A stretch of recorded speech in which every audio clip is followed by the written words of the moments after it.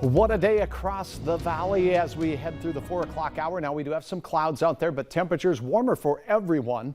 As we head into the evening hours, we won't see temperatures fall too much because these clouds are moving back in. We do have some winds out there, and currently out at Hector, it's 40 degrees. This is the first time we've hit 40 or better since December 1st in Fargo. Grand Forks still struggling to get to 40, but you're not far from it. It's 39 now at Moorheads Airport. Wind is gusting out of that mild south-southeasterly direction at up to 21 miles per hour. They got the beach balls out, Stacy and Peter, 71 degrees.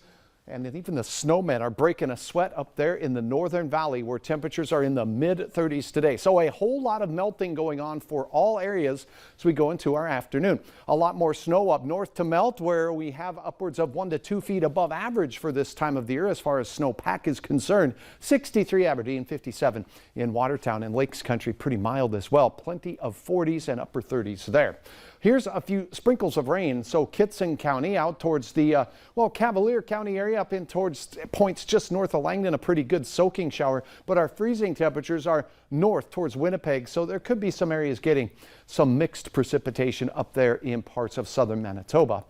Your hour-by-hour forecast shows the wind arrows from the south, temperatures hugging the near 40-degree range until we get to sunset. Then we'll fall off just a little bit. Lower clouds up north. Those showers that we see should be passing, but we're not done with rain chances yet. Check this out. As I set things into motion from 10 o'clock tonight, we'll have a chance at some late-night scattered showers. Here they set up on the boundary in the middle of the Red River Valley. So we're talking about from Jamestown and the Highway 200 corridor oscillating north and south as we go through the overnight hours. Sprinkles of rain with temperatures hovering in the mid-30s. But remember, our road surfaces, they're frozen. Our decks, sidewalks, ramps, on-ramps, off-ramps, and bridges, they too could be a little bit colder. And look at air temperatures here in the valley.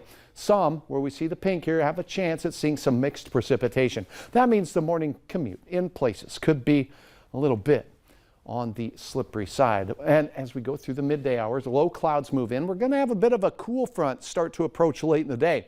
So we'll have more clouds and sunshine, but temperatures will not suffer too much of a setback. And in fact, we have a good chance at exceeding what we got to today in many areas, particularly southeast North Dakota. 45 to 50 for many there, near 40 in Grand Forks, and some low clouds and fog with northwest winds settling in. That'll usher in some subtly cooler air as we head into your Thursday. Here's a look at Fargo's planner as we start your day in the mid-30s. We'll have clouds. Could be some mixed precipitation about as we go into the midday hours, soaring all the way up to 43 degrees. Our wind shifts direction, though. From westerly, it becomes northwesterly. We're talking 10 to 25 mile per hour breezes out there for our day as temperatures will start sliding a bit into the evening hours.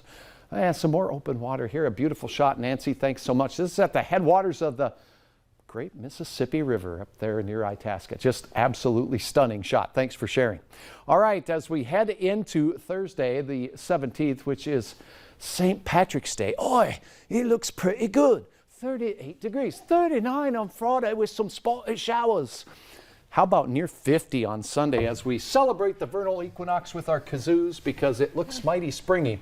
We're going to be melting some water even into next week as we have a chance of rain setting into the region Monday and Tuesday. We'll keep our eyes on how heavy that looks right now. The bulk of the storm looks to be to our south. That had a touch of like Steve Irwin in it, but I loved it. Did it? Yeah. It's getting better. I've been working on it a little bit. All right, thanks, Hutch. We have breaking news for you out of Mahnomen County. The Minnesota Bureau of Criminal Apprehension has released the names of those involved in a shooting early Sunday morning. Investigators say Shakoya Basswood of Mahnomen was shot by Sheriff's Deputy Dakota Zerny. Police say Zerny tried to pull a vehicle over for speeding, but the driver continued on. The vehicle then went into a ditch and 2 people ran off. 4 others in the vehicle were detained. As the deputy was detaining a passenger, he says Basswood showed a handgun. The deputy discharged his firearm, hitting Basswood. A handgun was recovered next to where she was shot. It's unclear whether Basswood discharged her firearm. One person is still on the loose. The BCA is asking you to contact them if you have any idea who that person might be. The North Dakota Game and Fish Department is reminding anglers, trappers, and hunters that new licenses are required starting April 1st.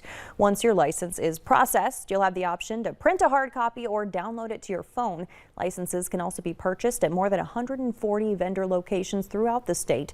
Small game fishing and fur bearer licenses are effective for 1 year.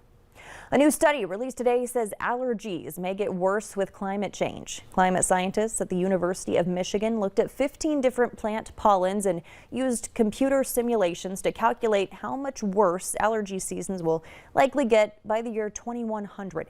The study found that allergy seasons would stretch even longer and the total amount of pollen would skyrocket. How long and how much depends on the particular pollen, the location, and how much greenhouse gas emissions are put in the air. Well, rising